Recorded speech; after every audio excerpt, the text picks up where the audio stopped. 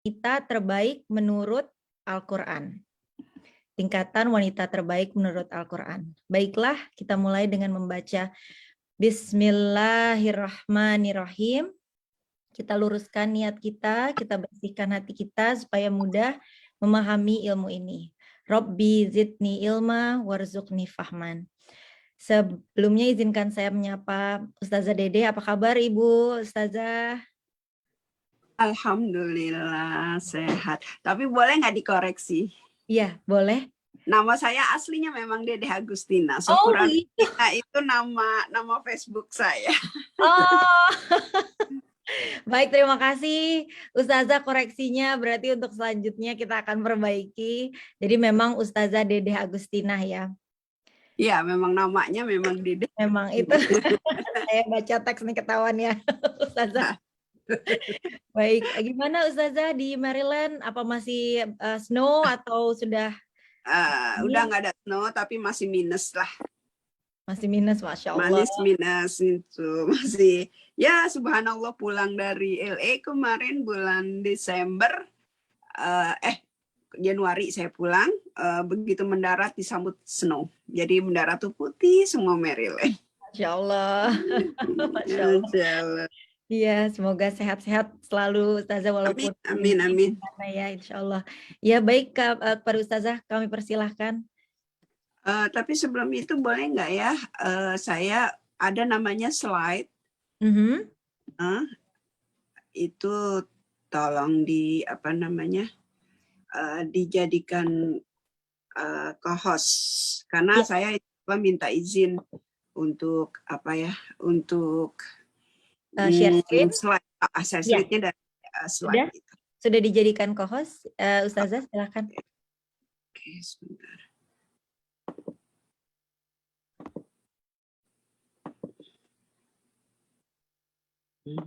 Saya tutup dulu.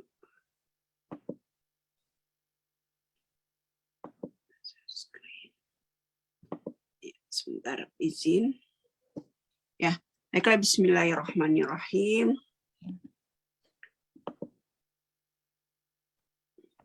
Baik, sudah terlihat slide-nya.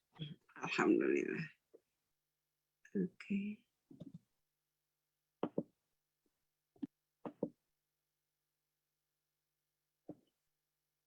Ya, baiklah, bismillahirrahmanirrahim. Assalamualaikum warahmatullahi wabarakatuh. Alhamdulillahirabbil alamin. Sebentar dulu. Saya sendiri kelihatan kan ya? Kelihatan Ustazah, saya akan pin sebentar supaya ya. Oke. Ya, baiklah, bismillahirrahmanirrahim. Assalamualaikum warahmatullahi wabarakatuh. Alhamdulillahirabbil alamin wassalatu wassalam ala rasulil karim wa ala alihi wa sahbi ajma'in amma ba'du.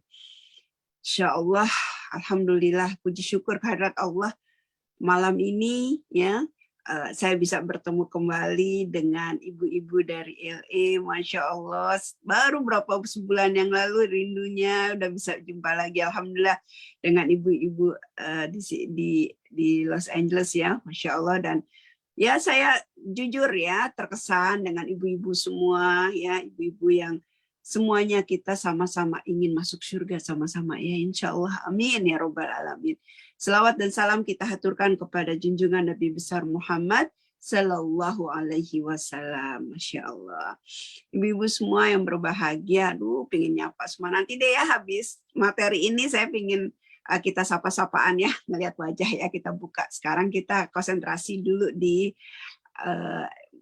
di materi yang Masya Allah ya.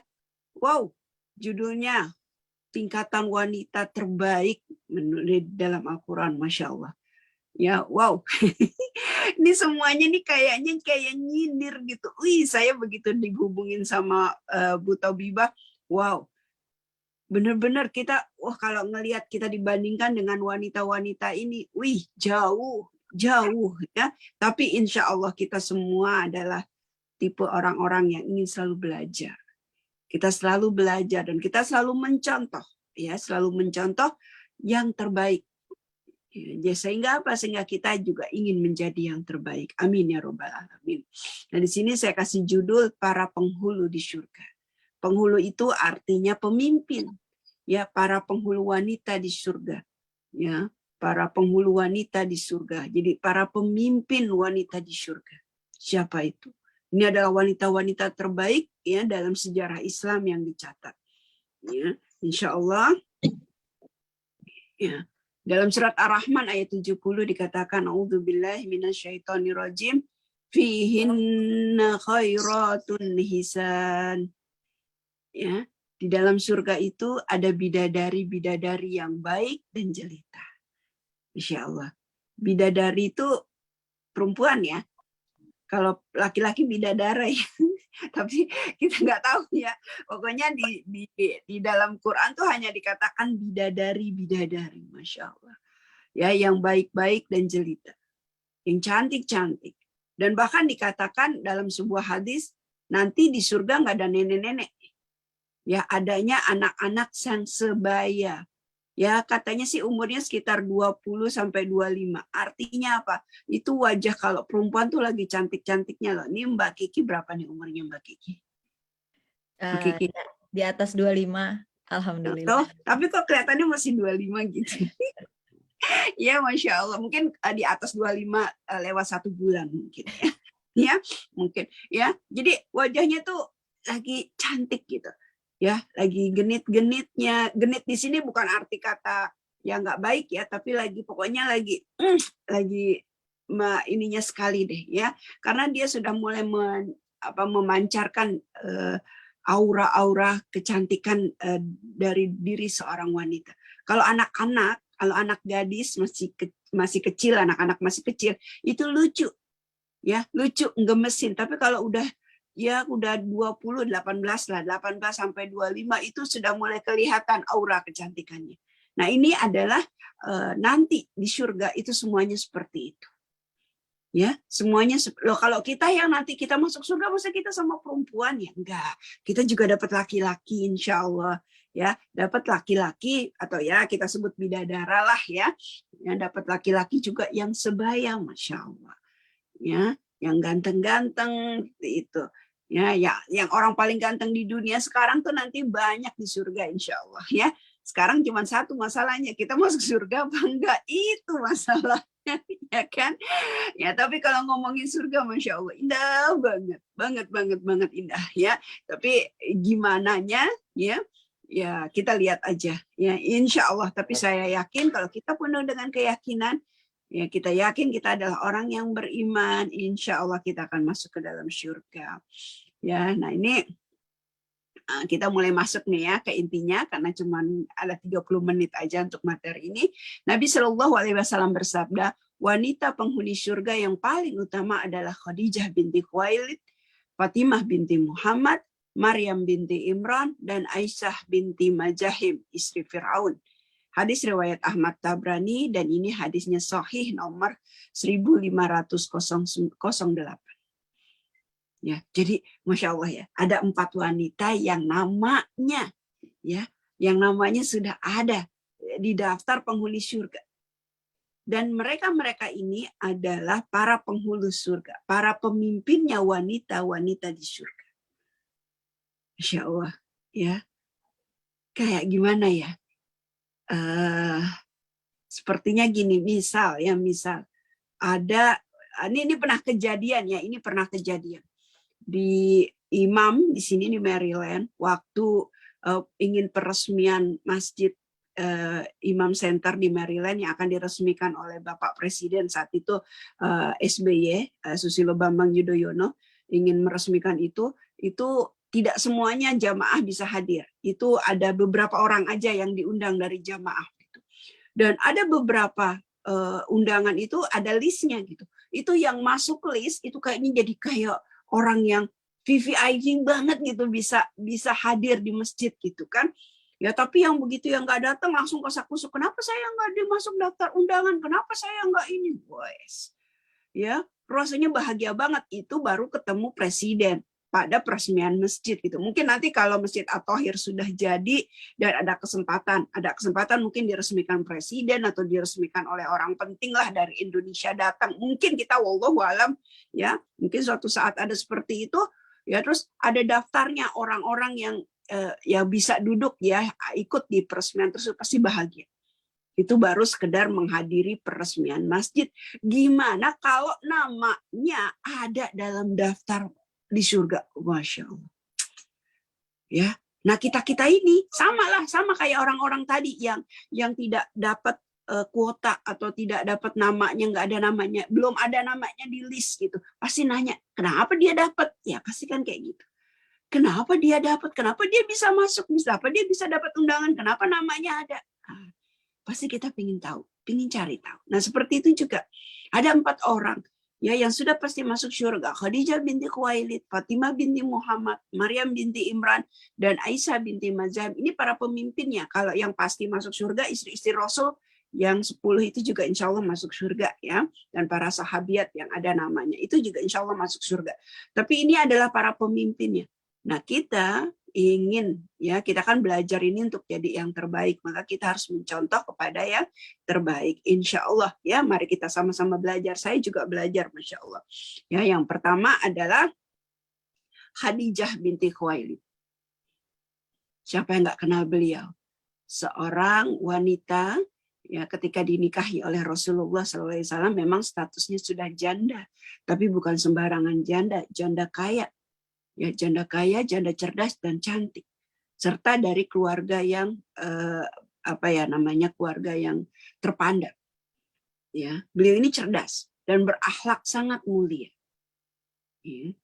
Beliau ini ya, singkat cerita, saya tidak menceritakan semuanya ya, karena ada satu buku khusus tuh, bukunya tebal tentang Khadijah ini.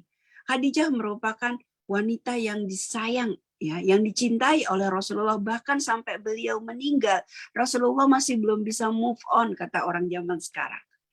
Ya, istilahnya Khadijah itu ada di dalam jantungnya Rasulullah, diingatnya tuh sampai masya Allah di hati Rasulullah, punya tempat khusus di hati Rasulullah Shallallahu Alaihi Wasallam.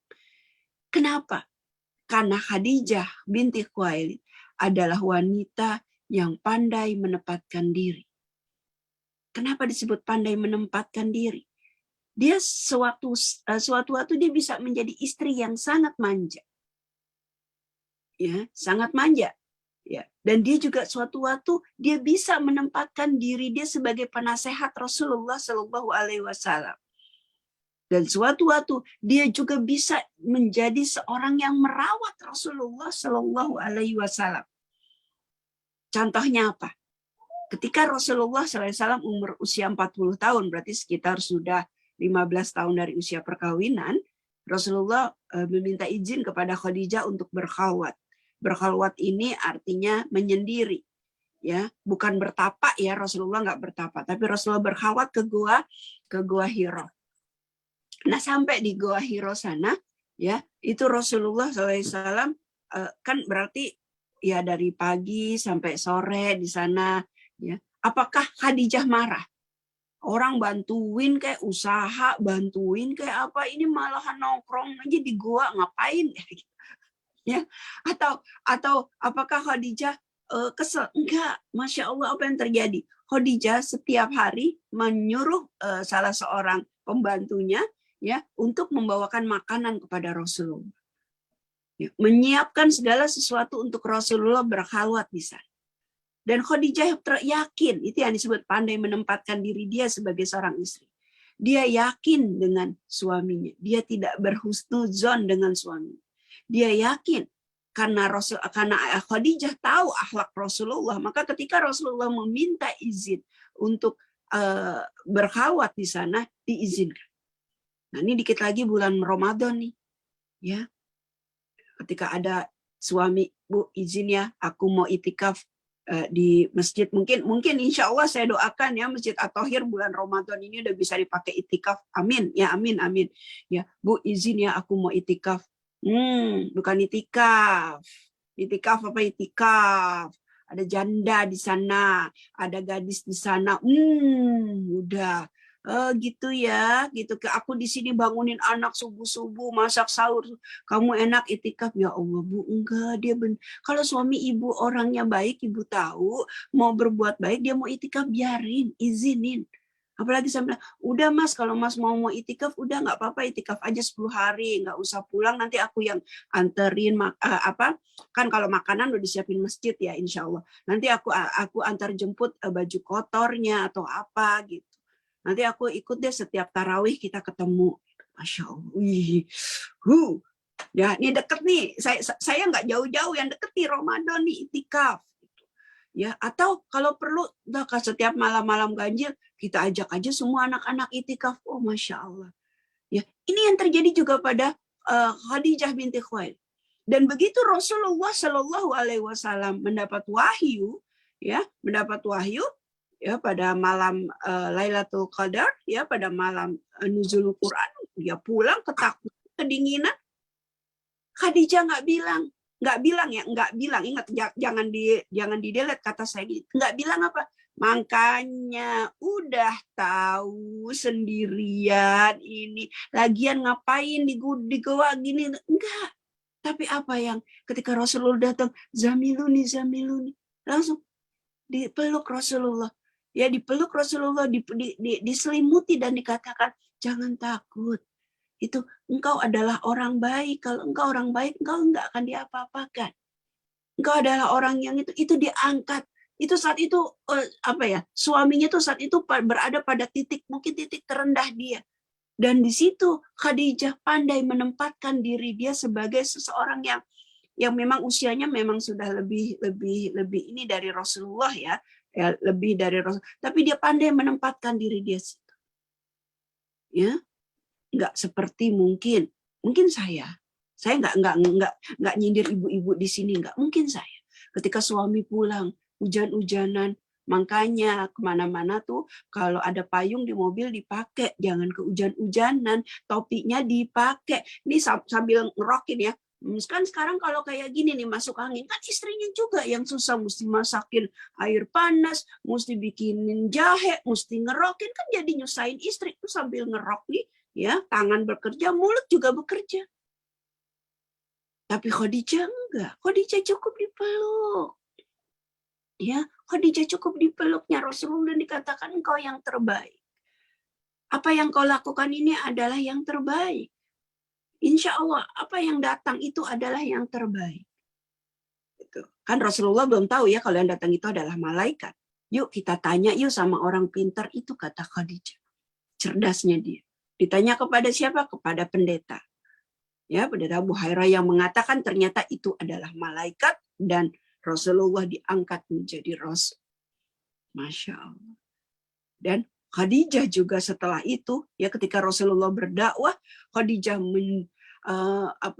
menyerahkan seluruh hartanya bagi dakwah Rasulullah SAW. Ketika menikah dengan Rasulullah, orang berkata hartanya tuh 7 turunan nggak habis. Ternyata belum 2 turunan ya masih hidup Khadijahnya, hartanya sudah habis. Ya, ketika harus membiayai kaum muslimin yang diusir dari Mekah ya ke Habasyah. Itu semuanya atas biaya Khadijah. Semuanya atas biaya Khadijah. Masya Allah. Beliau sangat dermawan. Dan ibu-ibu tahu akhir ketika Khadijah menghembuskan nafasnya yang terakhir, apa katanya kepada malaikat Jibril?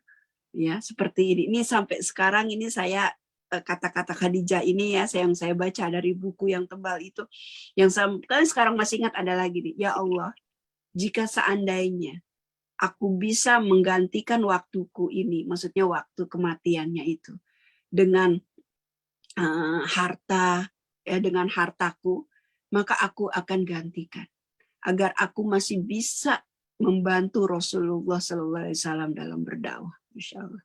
Jadi dia kalau bisa dia nggak mau wafat agar apa? Agar masih bisa membantu Rasulullah SAW. Masya Allah, itu dukungan yang sampai Aisyah sendiri sempat cemburu. Karena apa? Karena Rasulullah SAW begitu mencintai Khadijah. Ya, ini ada hadisnya. Ya, kalau kita lihat ini, ya, pada suatu ketika ya Jibril pernah datang kepada Rasulullah Shallallahu Alaihi Wasallam berkata, wahai Rasulullah, ini dia Khadijah. Ia datang kepada engkau dengan membawa waduk berisi lauk pauk atau makanan atau minuman.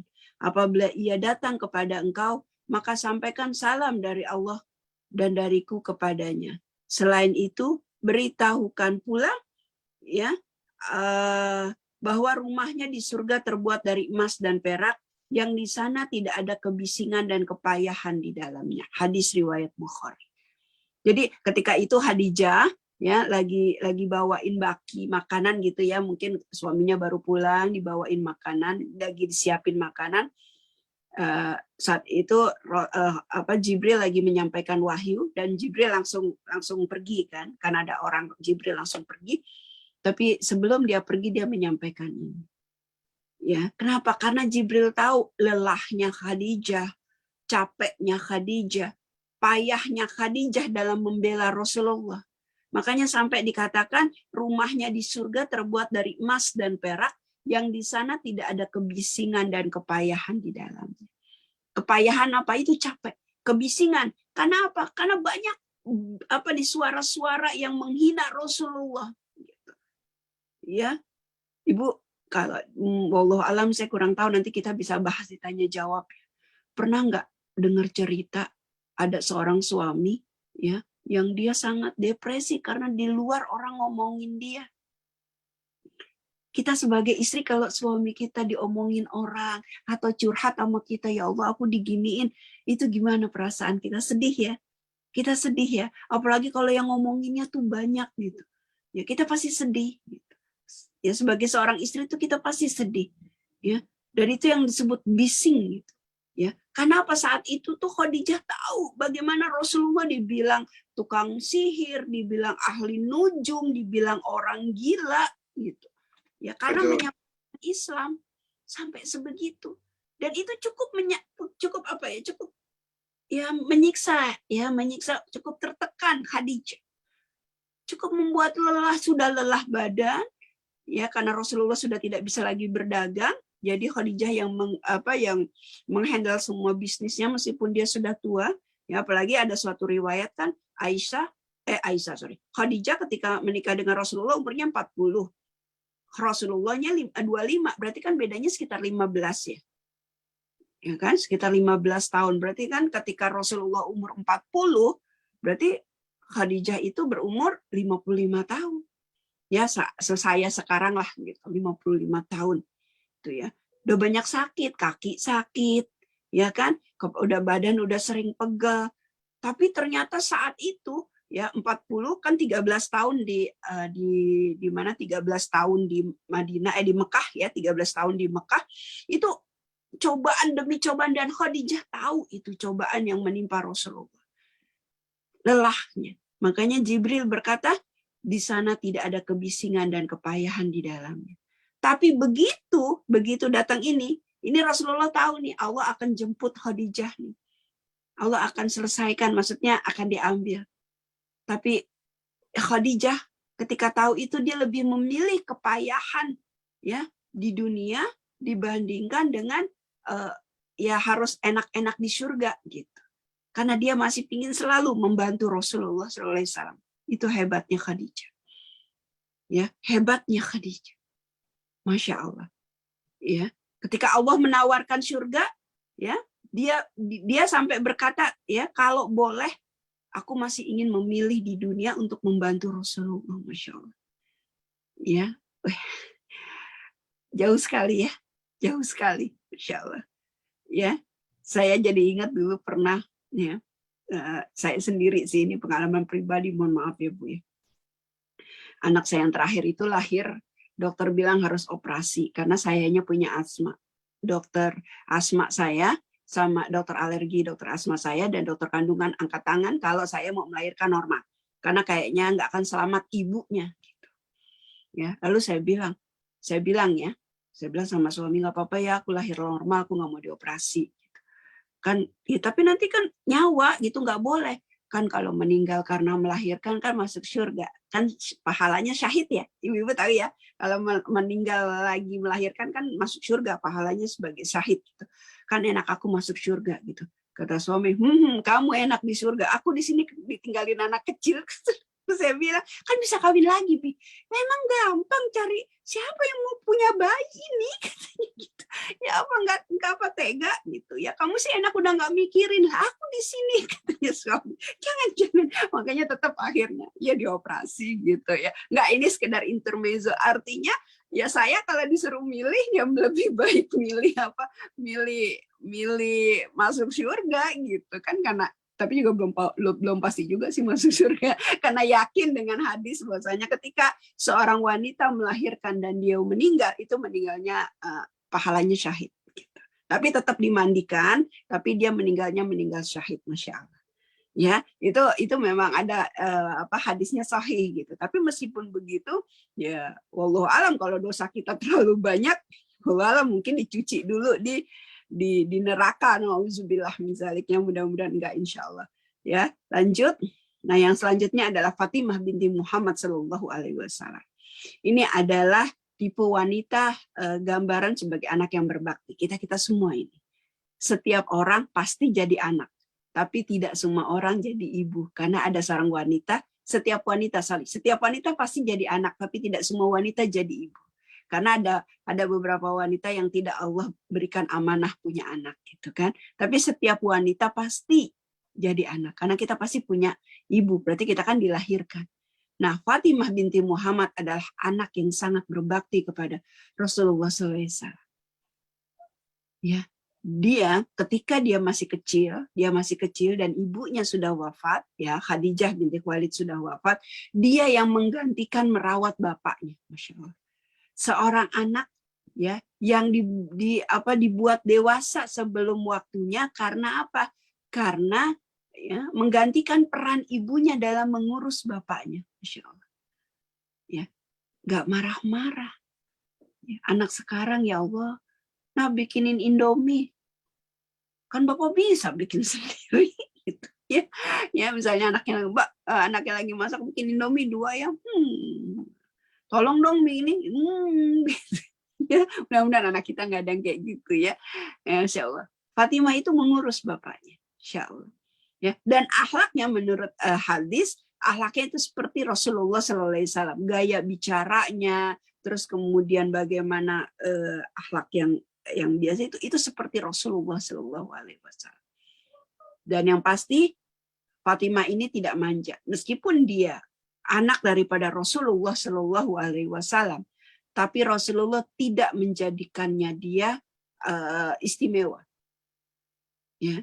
Bahkan dalam sebuah hadis dikatakan, jika Fatimah mencuri, aku yang akan memotong tangannya. Artinya dia tidak dapat privilege dari Rasulullah SAW, fasilitas dari Rasulullah SAW kalau dia anak Nabi. Enggak. Ya, dan Nabi juga berkata, aku tidak pernah bisa menolong engkau dari azab Allah jika engkau berdosa. Artinya apa? Meskipun dia anak Nabi, ya, anak Rasulullah, tapi dia tidak mendapatkan fasilitas itu. Jadi dia ada wanita yang manja. Bahkan pernah suatu saat Fatimah ya ngadu ke Rasulullah SAW karena lelah membuat roti. Ya, kalau kita di sini buat roti dari terigu ya kan, buat roti dari terigu, atau kalau saya di sini kadang suka beli aja ininya, adonannya tuh di lote ya, di sini ada lote ya, halal ya, adonannya itu doknya itu yang halal, udah tinggal bikinin begini-gini, masukin oven mengganggu.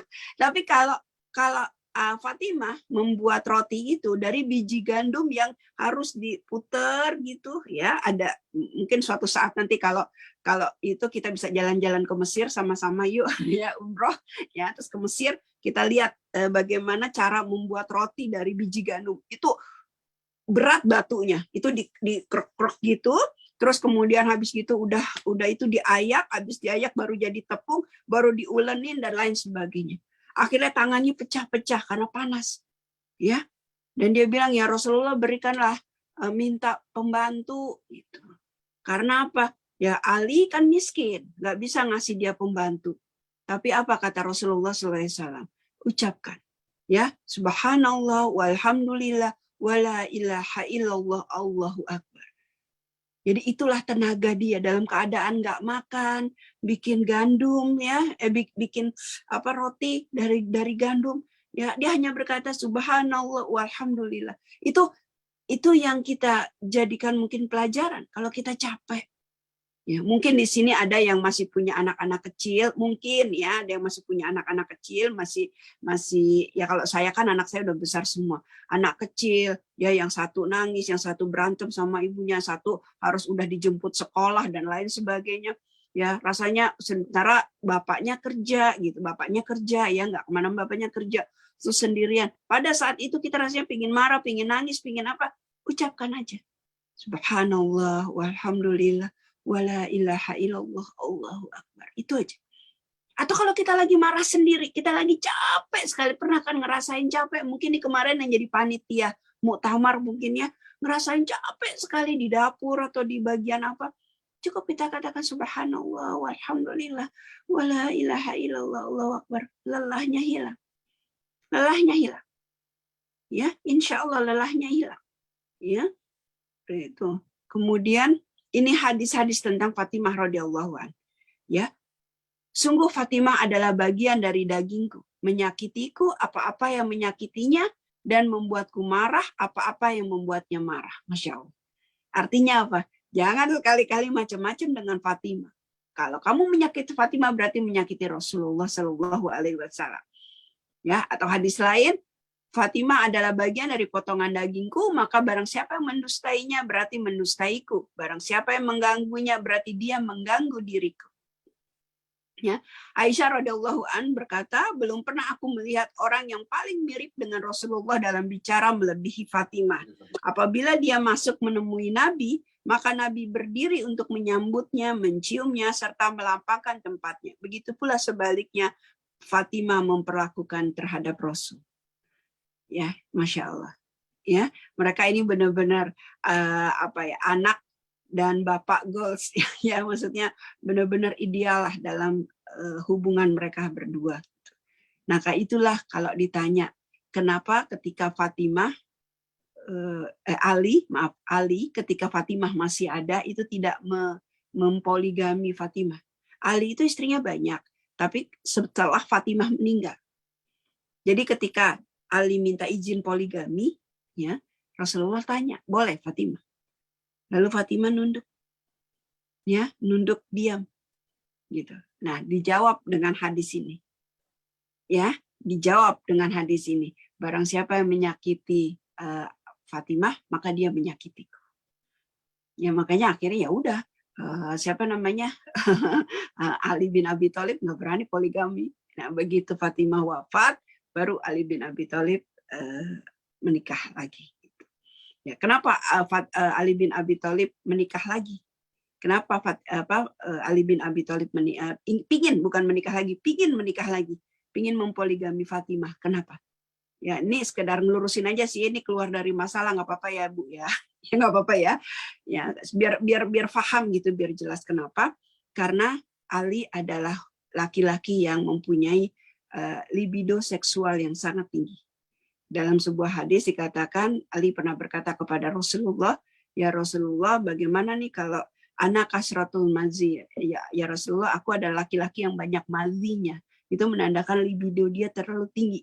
Ini dalam fikih yang untuk kalau banyak mazi itu cukup dicipratin air aja ya. Mazi itu cairan bening yang keluar kalau kita berpikir seks gitu ya, seperti itulah ya. Kalau kita libido naik tuh itu keluar, itu namanya mazi gitu. Ya, itu ada hadis lain lah seperti itu. Nah, akhirnya Ali minta seperti itu. Tapi kenapa Fatimah nggak izinin? Karena Fatimah diberikan oleh Allah keistimewaan. Satu-satunya wanita dalam dunia ini yang nifasnya cuma 1 hari 1 malam itu Fatimah. Fatimah Az-Zahra.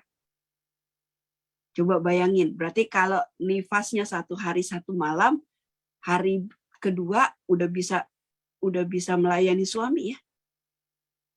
Masya Allah ya. Kalau kita kan nifas kita berapa? 40 hari ya. Ada yang 60 hari. Itu kan udah siap rahimnya. Kalau Fatimah diciptakan Allah, Masya Allah, itu nifasnya sehari semalam. Ini menurut buku fikih dari fikih Syafi'i. Ya, begitu juga Maliki. Fatimah itu ya dicatat dalam sejarah hanya nifas sehari semalam. Artinya hari kedua atau hari ketiganya itu ya hari kedua berarti itu sudah bisa berhubungan. Ya, jadi untuk menyamai Ali bin Abi Thalib. Makanya dia kayaknya nggak ada alasan Ali bin Abi Thalib ingin menikah lagi. Nah, itu dia. Makanya Rasulullah mengatakan, barang siapa yang mengganggunya berarti dia mengganggu diriku. Nah, ini asbabul wurud dari ayat ini. Ya, dari hadis ini ayat ya. Apa sebab-sebab turunnya ini ya. Jadi Fatimah Masya Allah ya. Kemudian selanjutnya adalah Maryam binti Imran. Nah, ini. Maryam binti Imran ini adalah wanita ahlul ibadah. Ya, karena sebenarnya ibunya Imra'atul Imran kalau di Al-Qur'an, di dalam Al-Qur'an surat Al-Maidah ayat 35-36 ya, bisa nanti dilihat ya, 35 sampai 36 ya. Itu dia berkata ya bahwasanya Imran itu keluarga Imran itu pingin banget punya anak, tapi istrinya sudah tua. Lalu kemudian Allah memberikan dia, karena keistimewaannya Allah memberikan dia anak di usianya yang sudah, dan ibunya bernazar ya,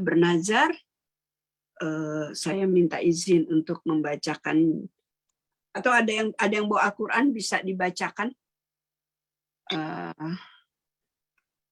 Saya minta izin membacakan Al-Quran surat Ali Imran ayat 35-36. Sebentar ya, saya lihat dulu.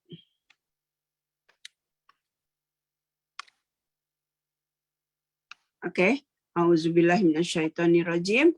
Idz qalat imra'atu Imran rabbi inni nazartu laka ma fi batni muharraran fataqabbal minni innaka antas samiul alim. Ya. Falamma wada'atha qalat rabbi inni wada'tuha untha wallahu a'lamu bima wada'at wa laysa dzakaru kal untha wa inni samaituha Maryam wa inni u'idzuha bika wa dzurriyyataha minasyaitonir rajim. Ya, artinya kata ibunya Maryam ya, bahwasanya dia bernazar ya, apa yang ada di dalam perutnya ini ya, itu akan dia serahkan kepada Allah sebagai seorang yang akan berdakwah, sebagai orang yang akan membebaskan dunia dari kezaliman. Tapi ternyata ya, ini gambarnya masih kelihatan kan ya? Masih kelihatan. Masih ya. Oke. Nah, tapi ternyata yang lahir itu adalah perempuan. Dan ibunya berkata, wah Allah pasti tahu. Allah tahu apa yang saya inginkan dengan anak saya, tapi ternyata Allah kasih perempuan. Ya, kasih perempuan dan dinamakan Maryam. Dan ibunya ya berdoa agar Maryam dijauhkan ya, agar Maryam dan anaknya Maryam dijauhkan dari syaitan. Ya, ini adalah doa. Jadi Maryam ini memang ya adalah orang yang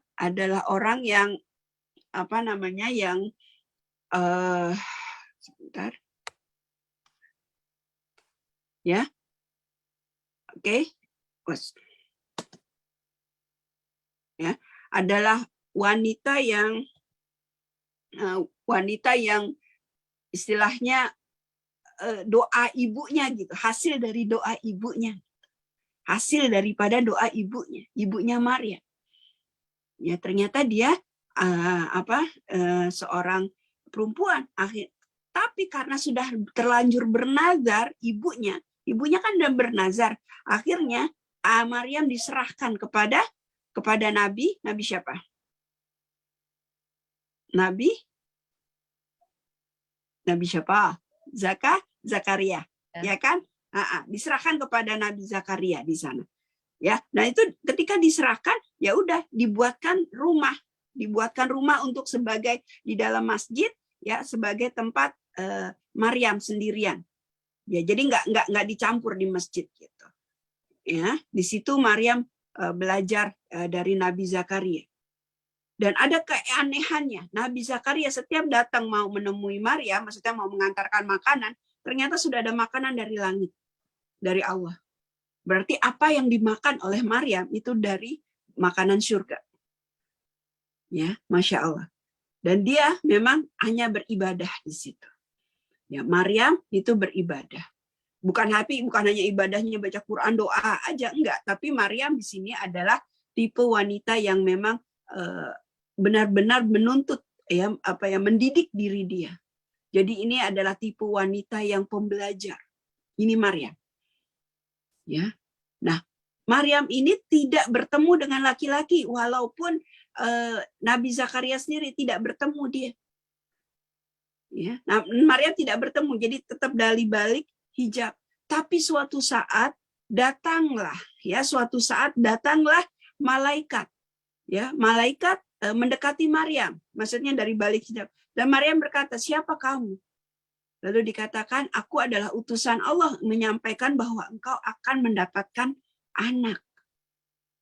Masya Allah, inilah bukti kesabarannya Maryam.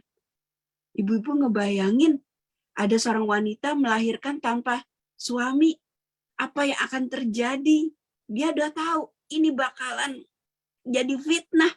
Dan fitnah ini, kalau memang Maryam tetap di masjid itu, ya di tempatnya dia, fitnah ini nggak hanya akan menimpa Maryam sendiri, tapi akan menimpa Nabi Zakaria.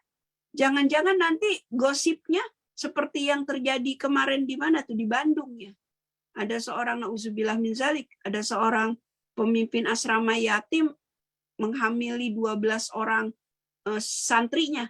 Pernah baca? Ya, itu jadi mencoreng Islam banget itu bagi saya. Dan ternyata istrinya nggak tahu. Istrinya nggak tahu. Ibu-ibu jangan malah menghujat istrinya. Istrinya tuh depresi sampai akhirnya karena dihujat netizen juga gitu. Ya, ternyata seperti itu. Maryam udah tahu nih. Ini dia nih bakalan gitu ya. Tidak hanya menimpa dia tapi juga akan menimpa Nabi Zakaria. Sementara Nabi Zakaria itu adalah pendakwah. Akhirnya apa yang terjadi? Begitu Maryam dapat bisikan, bisikanlah dari Jibril bahwasanya dia akan mempunyai anak, ya, langsung Maryam pergi menjauh, pergi ke Palestina, ya, pergi menjauh ke Palestina. Dan di sana Maryam hamil besar maksudnya, ya. Ketika ditiupkan ruh itu ketika dimasukkan janin gitu ya, itu masih ada di masjid itu, tapi sebelum janin perut dia membesar atau dia pergi dulu menjauh. Jadi amanlah nama Nabi Zakaria. Itu cerdasnya Maryam. Dan bagaimana kita lihat di sini, ya, kita lihat di sini Maryam di sini, ya, itu dia sampai di sendirian hamil, nggak ada orang tua, nggak ada siapa, sendirian hamil. Dan begitu akan melahirkan, dia merasakan udah tidak sanggup lagi. Ini ibu-ibu yang pernah ngerasakan melahirkannya pembukaan 1 sampai pembukaan 10-nya lama, itu muter-muternya tuh bisa membayangkan perasaan Maryam. Dan apa kata Allah dalam surat Maryam? Disuruh goncangkan pohon kurma agar turun buah rutobnya, rutoban janiyah. Rutob itu adalah buah kurma yang muda. Rutob. Kalau buah kurma yang udah itu namanya tamar. Ini rutob, ya. Nah, rutob ini, ya, orang California nih pasti sering lihat ya. Itu kan masih keras gitu, ya. Jadi bayangin masih nempel di ininya, di batangnya itu, disuruh goyang. Dan pernah lihat pohon kurma kan? ya, kayak pohon-pohon yang banyak dikali di LA tuh, apa namanya, pohon apa tuh? Palm tree. Palm tree itu kalau digoncang emang bisa kegoncang gitu kan? Ya, iya dulu besar, apalagi pohon kurma kan banyak begini-begininya gitu kan. Kalau palm tree kan agak lurus lah ya, bisa dipeluk gitu. Pohon kurma kan agak begini-begininya tuh, ya meskipun nggak berduri tapi lumayan tajam gitu. Ya. Tapi itu bisa sampai ngejatuhin rutop. Artinya apa? Sakitnya, saking sakitnya sampai zakit ya. Saking sakitnya itu sampai pohon kurma itu sampai digoyang sampai jatuh rutop itu. Gitu. Itu digambarkan dalam buku ya, betapa sakitnya perut Maryam saat itu. Karena akan melahirkan anak tersebut. Nah, ketika rutopnya sudah jatuh, itu dimakan. Apa? Di sini juga ada seseorang yang memberikan kenapa rutop. Ternyata memang kalau orang ibu-ibu lagi hamil muda itu dilarang makan rutop. Itu bisa gugur anaknya. Tapi kalau hamil tua, bagus makan rutop. Untuk apa? Untuk meluruhkan yang ada di dalam. Nah, orang yang mau hamil ya, itu banyak disuruh makan kurma muda kalau di Indonesia. Kenapa? Karena itu mungkin kalau di dalamnya ada kotoran, ada polip, ada apa itu bisa luruh dan akhirnya nanti mungkin penyakit-penyakit yang nggak bagus kayak kista apa itu kalau makan itu bisa ya turun lah begitu. Ya, seperti itu. Nah, di sini artinya ya di sini ketika melihat seperti itu ya saking menggoncangnya kencang sekali itu sampai jatuh. Dan ada satu yang diabadikan di dalam Al-Qur'an sampai Maryam berkata, seandainya aku mati. Artinya apa? Sakit banget. Gitu. Ya, seandainya sampai keluar kata-kata ya, seandainya aku mati itu artinya udah sakitnya minta. Dan akhirnya lahirlah Nabi Isa alaihissalam. Dan begitu lahir, Maryam itu dilarang bicara oleh Allah. Karena apa? Karena apapun yang akan dibicarakan pasti akan dibalikin lagi. Ibrohnya apa? Kalau kita, ya, ibrohnya apa? Kalau kita, ya, lagi difitnah sama orang, nggak usah menceritakan siapa kita. Nggak akan dipercaya. Ibrohnya gitu. Kita kan kalau sering kan kita kalau di ada yang fitnah kita pengen klarifikasi nggak bisa, nggak akan dipercaya. Saya pernah dengar kata seperti kamu tidak akan bisa kamu tidak perlu menjelaskan dirimu menjelaskan siapa dirimu kepada musuhmu karena mereka tidak akan percaya. Dan kamu juga tidak perlu menjelaskan siapa musuhmu kepada menjelaskan siapa dirimu kepada orang-orang yang sayang padamu karena mereka tidak butuh itu. Ya. Jadi di sini kalau kita difitnah udah diam aja. Nanti akan ada pembelaan dari Allah. Tapi kita harus klarifikasi. Jangan klarifikasi kepada orang yang ya memfitnah kita. Nanti akan dibilang ya udah kalau emang salah kalau emang nggak benar nggak usah marah kali. Lah wajar lah kalau kita nggak benar ya kita wajib marah gitu. Ya kalau nggak benar jangan marah kali biasa aja. Itu kan suka ada gitu yang malah jadi nyakitin gitu. Ya, nah begitu juga Maryam ketika difitnah dia tidak membalas dengan ucapan. Dia diam. Dan siapa yang berkata?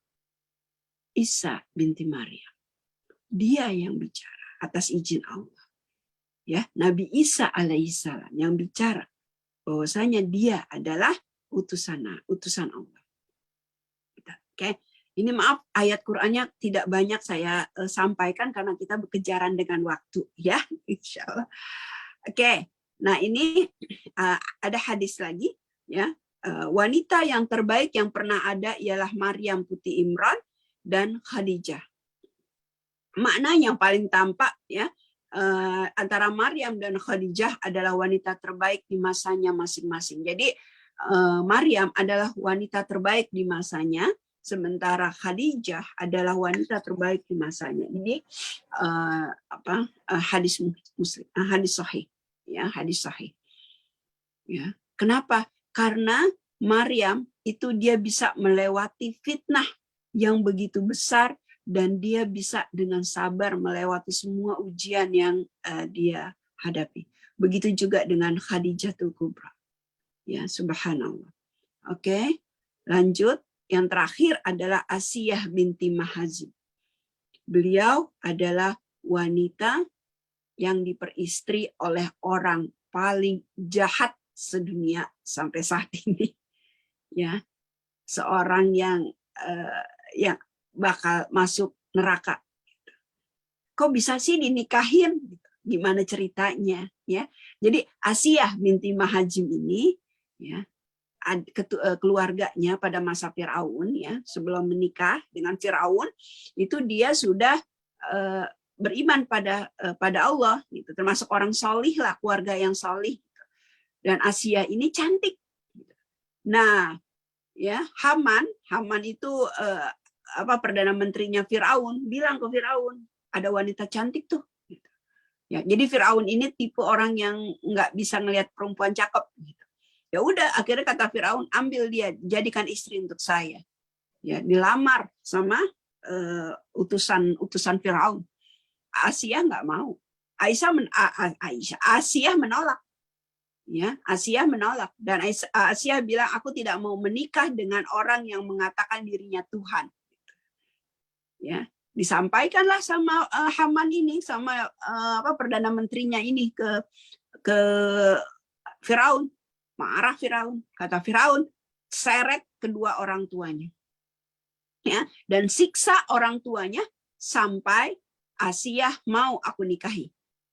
Pokoknya biar gimana menghalalkan segala cara, yang penting Asiyah dinikahi oleh Firaun. Dan apa yang terjadi? Asiyah ngelihat ibunya digituin, nggak tahan, ya, dan dia sholat, ya. Ternyata kata Allah, iya, ya, dia menikah dengan Firaun. Ya, tapi ada syaratnya. Syarat yang pertama adalah buatkan ibunya rumah yang megah. Terus jamin kedua orang tuanya, ya, jamin kehidupan kedua orang tuanya agar sejahtera. Ya, dan Asiyah, ya, baru akan mau menikah dengan Firaun. Akhirnya ini kayak kalau kita ngelihat sepotong-sepotong kayak matre, ya. Kok Asiyah matre gitu, ya? Bukan. Ya, nanti kita lihat akhir ceritanya. Ya, kemudian Asiyah minta pertolongan Allah. Jadi dia udah sholat istikharah. Ya, begitu dia udah selesai minta petunjuk Allah, ya, akhirnya mereka menikah. Nah, tapi apa yang terjadi, ibu-ibu? Ketika Asiyah menikah dengan Firaun, mohon maaf, Asiyah tidak bisa disentuh oleh Firaun. Jadi Asiyah berdoa, ya Allah, atas petunjukmu aku menikah dengan Firaun, tapi tolong jaga aku agar tidak tersentuh oleh laki-laki ini. Ya, jadi ada yang sebagian pendapat mengatakan setiap mau mendekati Asiyah, tiba-tiba Firaun maaf, itunya nggak bangun gitu. Tapi ada suatu pendapat lain, Allah menurunkan syaitan, jin, ya, diserupakan dengan Asiyah sehingga Firaun bersetubuh dengan jin tersebut gitu. Ada yang bilang seperti itu. Nah, kedua-duanya saya nggak berani menyatakan itu apa-apa, saya nggak berani memakai itu, saya takut itu Israiliyat, jadi saya nggak berani, ya. Pokoknya yang saya tahu yang dalilnya kuat hanyalah Asiyah tidak pernah disentuh oleh Firaun. Dalam arti kata berhubungan badan, enggak. Gitu. Itu dilindungi oleh Allah. Itu yang sahih. Bagaimana caranya? Wallahu a'lam. Saya berlepas diri dari itu. Mohon maaf. Ya. Nah, kemudian, ya, tapi apa yang terjadi? Asiyah, ya, meskipun suaminya adalah orang yang ingkar, orang yang jahat, orang yang kafir, orang apalah macam-macam, tapi Asiyah dalam muamalah, dalam memperlakukan suaminya tuh baik. Dia nggak pernah marah sama suaminya, nggak pernah menyakiti suaminya. Akhirnya Firaun tambah sayang sama Asiyah. Apapun yang diminta Asiyah pasti diturutin. Gitu, pasti diturutin. Oke, ya. Nah, kemudian apa yang terjadi ya ketika peristiwa Nabi Musa diinikan ibunya ya kan saat itu kan Firaun bilang habis mimpi kan kalau Firaun akan digulingkan oleh seorang anak laki-laki dari Bani Israel sehingga kata Firaun semua anak yang lahir laki-laki dari Bani Israel dibunuh gitu. Ya tapi ternyata ada satu Asia ketika lagi mandi lagi bersama dayang-dayangnya di sungai ketemu sama Nabi Musa ya ketemu sama Nabi Musa ya, akhirnya Asia bilang boleh nggak ini bayinya aku pelihara sebenarnya sih nggak boleh tapi kenapa Firaun takut ini anak keturunan Bani Israel gitu. Ya tapi karena Asia yang minta ya dan dia pandai merayu suaminya ya dikasih akhirnya sama Firaun ya dididiklah Nabi Musa ya dengan didikan wanita solihah yaitu Asia dengan didikan dan dia mempersiapkan ya bagaimana Musa menjadi seorang hamba yang solih gitu, ya nah singkat cerita sudah ya Musa sudah besar sudah diusir ya nah Asia saat itu ya sedang disisiri oleh Masyita sedang disisiri oleh dayang-dayangnya Masyita. Kemudian sisirnya jatuh. Dan Masyita berkata, ya mungkin karena kaget ya, demi Tuhannya Asia dan Musa. Demi Tuhannya Asia dan Musa. Kemudian didengar oleh Firaun. Tuhannya Musa dan Asia siapa? Gitu. Ya, akhirnya ditanya Asia. Ternyata Asia menjawab itu adalah Allah Subhanahu wa taala. Dan di situ Firaun marah karena dia sudah mendeklar kalau diri dia itu adalah Tuhan. Marah. Dan Asia diberikan dua pilihan. Satu, mengakui Firaun sebagai Tuhan dan dibiarkan hidup di istana. Kemudian yang kedua, ya, tetap pada pendiriannya, ya, bertuhankan kepada Allah Subhanahu wa taala dan dia akan dihukum mati. Apa yang terjadi? Asia memilih yang kedua. Akhirnya Firaun, ya, karena ini udah nggak main-main ya, soalnya udah masalah yang prinsipil, Firaun akhirnya menyiksa Asia. Dan pada intinya, pada akhir hayatnya, Asia berdoa sebagaimana dalam surat At-Tahrim ayat ke-12. Ya, Rabbibni li baitan fil jannah. Ya Allah, buatkan aku rumah di surga. Setelah selesai menyampaikan doa tersebut, Asia menghembuskan nafas yang terakhir. Dan Allah memberikan dia rumah di surga. Ini adalah Asia binti Madzahim. Nah, dari 4 cerita ini, ya, boleh minta dikit lagi ya waktunya ya. Udah ini nih ya. Dari kelamaan sebenarnya ada 7 ciri ya yang bisa kita ambil pelajaran. Yang pertama, taat kepada Allah dan suaminya. Keempat ini kecuali Maryam ya itu adalah semuanya taat kepada Allah dan suaminya. Ya, taat di sini dalam hal selama taat kepada suaminya tidak melanggar taat kepada Allah. Kemudian wanita penghuni surga selalu menjaga salatnya. Nah, gimana kita nih menjaga salat enggak? Itu dimanapun ya. Kemudian yang ketiga, melindungi diri dari perbuatan zina. Baik zina yang kecil maupun zina, nauzubillah, sampai zina yang besar. Keempat, wanita penghuni surga adalah mereka yang sabar. Ya, terus selalu memiliki prasangka yang baik, nggak cepat suudzon. Kemudian wanita penghuni surga selalu menjaga aib keluarga. Dan yang ketujuh, al-aud ala zaujiha, selalu kembali pada suami. Artinya apa? Selalu mendahulukan suami di atas segalanya. Selama suaminya itu tidak bermaksiat kepada Allah, insya Allah. Ya, saya rasa cukup sekian. Saya mohon maaf, mungkin agak terlalu panjang. Saya kembalikan kepada Mbak Kiki. Silakan. Ya, Ustazah Dede, terima kasih banyak atas paparannya. Baik, kita langsung saja mulai sesi diskusi ini. Apabila ibu-ibu ada yang mau bertanya, silakan angkat tangan virtualnya atau bisa juga ketik di chat supaya bisa dibacakan. Baik, kami buka untuk sesi pertanyaannya. Mohon pertanyaan diajukan secara singkat, padat, dan jelas. Baik, Masya Allah, Ustazah Dede, hari ini banyak sekali ibu-ibu yang ikutan, ada 30 lebih peserta. Alhamdulillah. Baik, Ibu, ada yang mau ditanyakan kepada Ustazah Dede? Kami buka sesi diskusinya. Saya mau lihat mukanya semua deh jadi. Oh, ditutup. Kalau ada yang mau buka videonya, silakan. Iya, silakan.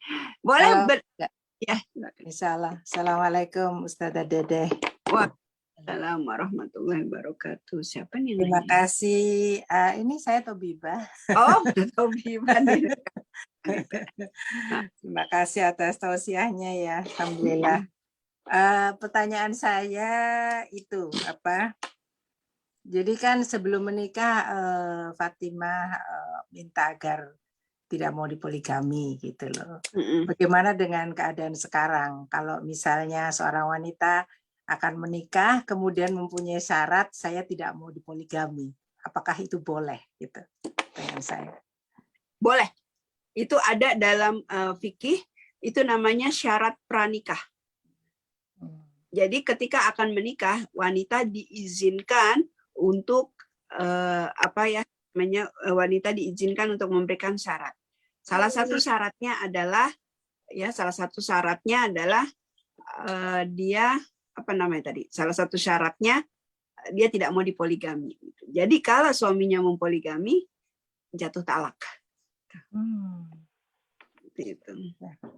Jadi boleh seperti itu.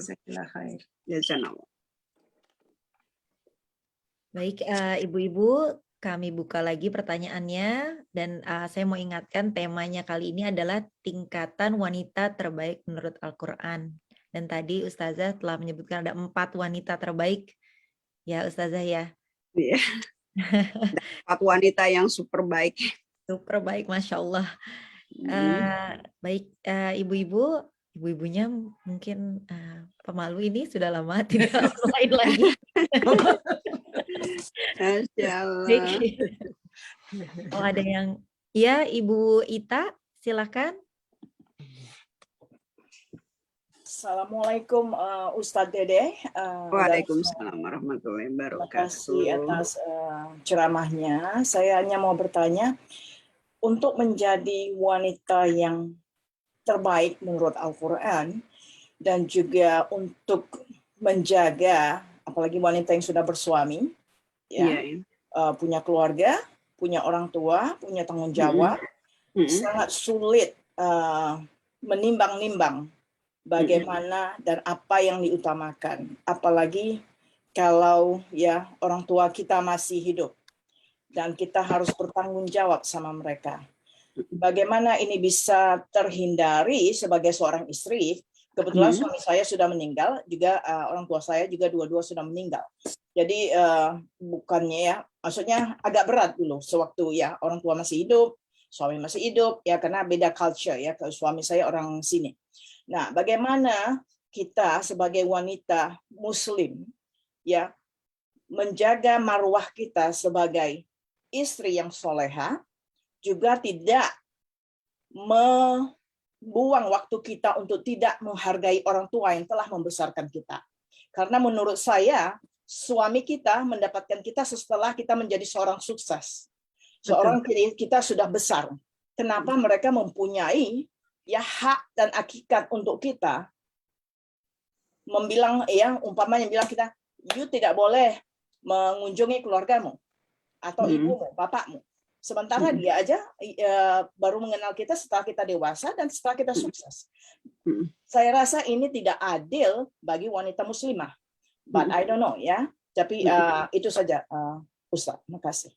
Ya, baiklah. Ini sebenarnya ya memang ada beberapa kita memang pernah mendengar mungkin ada beberapa ceramah yang mengatakan kalau suami melarang istri untuk berkunjung ke rumah orang tuanya, itu istri harus tunduk dan taat pada suami ya. Mungkin seperti itu ya Ibu. Ita ya pernah mendengar mungkin ceramah. Jadi gini Bu ya, mungkin kita ngelihat dulu asalnya ya. Di sini suami yang harus ditaati adalah suami yang memang baik. Dan kalau suami baik, dia tidak akan pernah memutuskan hubungan antara ibu dengan anak. Kalau suaminya baik. Tapi kalau sampai suaminya bilang kamu dilarang datang ke rumah orang tuamu, ya, itu artinya bisa jadi memang suaminya yang nggak baik, atau yang kedua, suaminya melihat kalau dia balik ke rumah ibunya hari ini, bukan selamanya, atau kapan itu, ya, itu dia jadi nggak baik karena mungkin dia lihat di rumah ibunya tuh suaminya melihat gitu ya, di rumah ibunya tuh ada sesuatu, dilarang ke rumah ibunya. Ya, mungkin ada dua kemungkinan itu gitu. Tapi kalau suami yang baik memang dia harusnya mengizinkan seorang istri untuk tetap berhubungan baik dengan kedua orang tuanya. Karena apa? Karena ketika kita sudah menikah, mertua itu adalah ibu kita, jadi orang tua kita, dan itu jadi mahram mu'abbad. Artinya meskipun ada suami istri bercerai, mertua nggak ada namanya bekas mertua. Itu jadi mahram mu'abbad. Mu'abbad itu artinya ya jadi mahram abadi gitu. Jadi tidak boleh seseorang sampai, ya mertua itu kan baik dari pihak suami maupun dari pihak istri. Jadi nggak boleh yang namanya melarang seorang istri datang. Tapi kalau hanya sewaktu-waktu, misalnya hari ini, bulan ini dilarang suami, ya mungkin kita nurut, ya kita harus nurut sama suami. Tapi ya kita harus kita ambil di sini ibroh daripada Asia binti Mahjahim ini. Dengan penuh kelembutan kita rayu suami kita. Kita kan perempuan. Kita rayu agar boleh tetap ke rumah orang tua kita. Tapi kita turuti dulu. Oke, hari ini nggak pergi. Tapi mungkin besok boleh, mungkin besoknya lagi boleh. Tapi kalau sampai dia bilang selamanya kamu nggak boleh ke rumah orang tua kamu, itu hak kita. Itu hak kita. Hak kita di sini dalam arti kata, kita diberikan kebebasan. Mau lanjut atau mau terus. Mau lanjut atau mau udahan di rumah tangganya. Tapi dengan syarat sholat istikharah. Itu kenapa? Karena kalau suami yang baik, dia bukan berarti Bu Dede kok ngajarin cerai. Enggak. Saya katakan enggak. Tapi harus tahu, dalilnya harus jelas. Kenapa kita dilarang bertemu dengan orang tua kita? Selamanya. Apalagi ada kata-kata selamanya. Ini harus jelas. Ada apa? Tapi kalau cuman, kamu nggak boleh pergi hari ini. Ya udah nurut. Jangan, kamu memutuskan hubunganku dengan orang tua. Enggak, kan cuman hari ini dia bilang. Mungkin besok, mungkin besoknya lagi boleh, mungkin besoknya lagi boleh. Atau misalnya, mohon maaf nih, kalau orang Indonesia, mohon maaf ya. Lebaran ini mudik ke orang tuaku yuk. Mungkin kalau di sini sih kita di Amerika enggak gitu ya. Tapi kata suami enggak, mudik ke rumah orang tuaku aja dulu hari pertama gitu. Ya nggak apa-apa, kita mengalah gitu. Pokoknya setiap lebaran hari pertama harus di rumah pihak suami misalnya. Ya nggak ada masalah gitu. Ya, yang penting kita diizinkan ketemu sama orang tua kita di hari lebaran kedua atau lebaran ketiga atau lebaran keempat. Yang penting diizinkan ketemu. Tapi jika ada suami sampai mengatakan selamanya kamu nggak boleh bertemu lagi dengan kedua orang tuamu, kita boleh berkonsultasi sama Allah. Saya bilang konsultasi sama Allah. Itu yang pertama. Kedua, dalam berbuat baik dengan orang tua kita, misalnya memberikan nafkah, memberikan rejeki, ya, membantu orang tua. Kalau pakai uang kita, nggak perlu izin sama suami. Kalau suaminya nggak mengizinin kita memberikan uang kepada orang tua, pakai uang kita sendiri tanpa izin suami, itu nggak dosa. Karena itu hak kita, harta kita, dan kita dibolehkan memberikan. Kalau suami mengizinkan, maka suami dapat pahala. Meskipun pakai uang kita. Apalagi kalau pakai uang suami, lebih banyak pahalanya. Tapi kalau dia tidak mengizinkan, dan kita tetap memberikan kepada kedua orang tua kita uang dari uang kita sendiri, suami nggak dosa, kita juga nggak dosa. Karena itu uang kita. Dan itu dijamin oleh syariat. Itu Ibu. Mungkin ada yang masih ganjel, Bu Ita? Terima kasih Ustadz Dede. Ada Iya. lagi satu pertanyaan yang saya mau tanya. Oh ya, sebentar, mohon maaf, ada tambahan. Jika Oke. gimana kalau ibu kita atau ibu kita non muslim atau mungkin mertua kita non muslim misalnya gitu ya. Kan suami kita udah udah mualaf tapi mertua masih tetap harus menjalin hubungan. Jangan jangan sampai mentang-mentang mertuanya non muslim udah selesai suaminya udah pisah atau apa, nggak tetap didatangin, tetap berbuat baik. Kita berdoa suatu saat mungkin dia tertarik untuk mau masuk Islam. Ya, oke. Ya, Bu Ita. Ya, terima kasih Ustadz Dede. Ada lagi satu pertanyaan mengenai ya antara perempuan dan laki-laki ya di dalam Islam ya. Kebetulan anak saya hanya satu, yaitu wanita. Nah, saya ini berpikir ya, I know ya, Tuhan itu mengatakan, Allah mengatakan bahwa Beliau mencintai semua umatnya, ya kan? Baik laki-laki atau perempuan. Nah, masalahnya ini kalau biasanya ya di dalam Al-Qur'an itu mengatakan bahwa kalau lelaki atau pria mengawini perempuan dan dia masih punya ibunya, maka ibunya diutamakan dulu daripada istrinya. Bagaimana itu?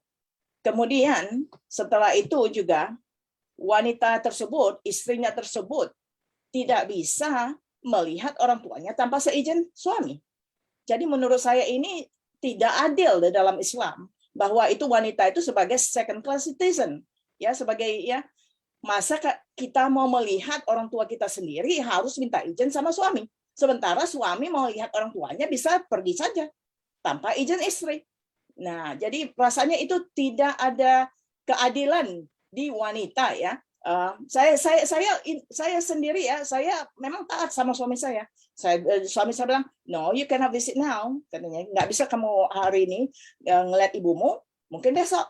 Saya bujuk-bujuk seperti Ustadz Adi bilang ya, dibujuk, dirayu, di apa. Tapi kadang-kadang kita itu merasa ya, cara is not right.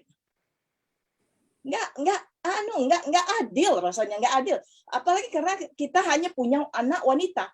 We want to protect our children, ya kan, kita mau melindungi hak anak perempuan kita. Bagaimana anak perempuan kita bisa dilindungi kalau di dalam Al-Qur'an mengatakan, okay, you are a woman, ya kan? So you have to listen to your husband.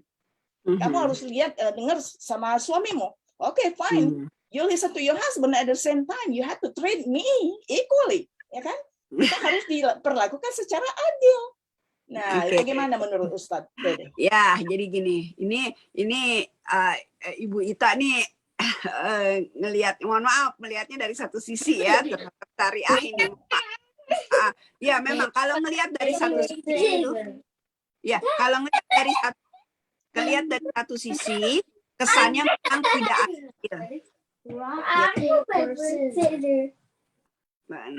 Mungkin boleh Mbak Bu Kiki ya.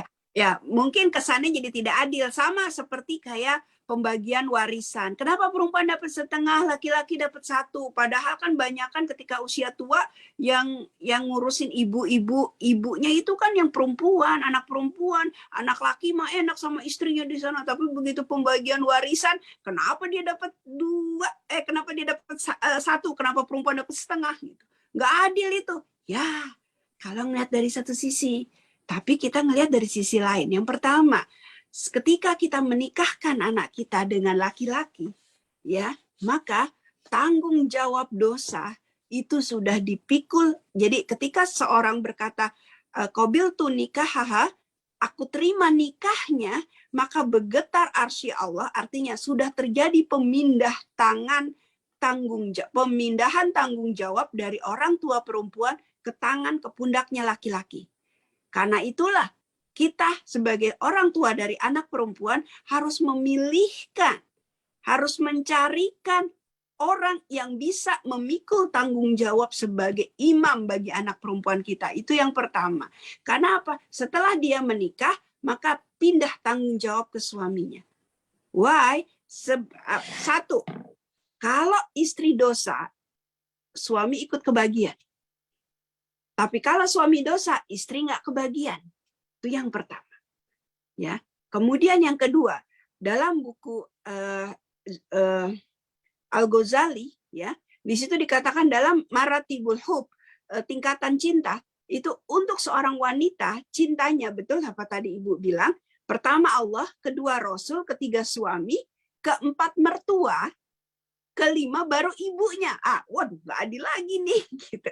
Ya, ini untuk para istri.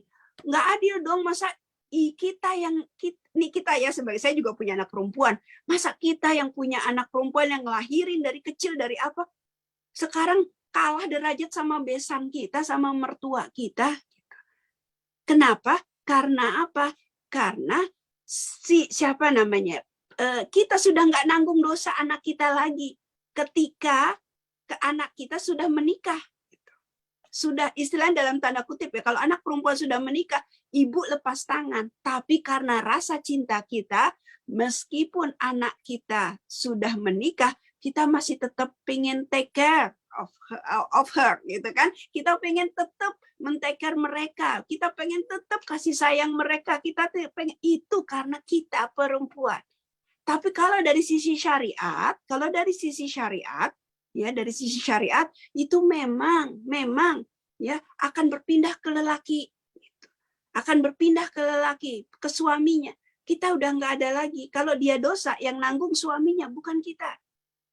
Tapi karena sayang kita sama suami, sama anak perempuan kita, maka kita pengen tetap take care.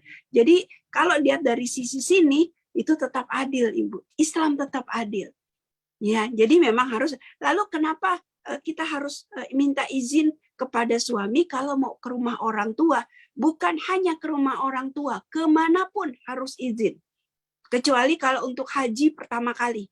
Ada fatwa yang membolehkan suami pergi haji untuk istri pergi haji untuk pertama kali tanpa izin suami. Kalau memang suaminya nggak mengizinkan, dibolehkan untuk haji. Ya, untuk haji. Haji yang pertama, bukan haji kedua, ketiga, atau umroh, enggak. Haji yang pertama. Gitu. Ya, haji yang pertama. Ya, tapi kalau untuk kemanapun dia pergi, memang dia harus izin suami. Sebab istri melangkahkan kakinya keluar rumah tanpa izin suami, jika dia meninggal atau terjadi apa-apa di jalan, maka dia berada dalam keadaan maksiat. Nauzubillah, meninggal dalam keadaan maksiat. Nauzubillah min dzalik.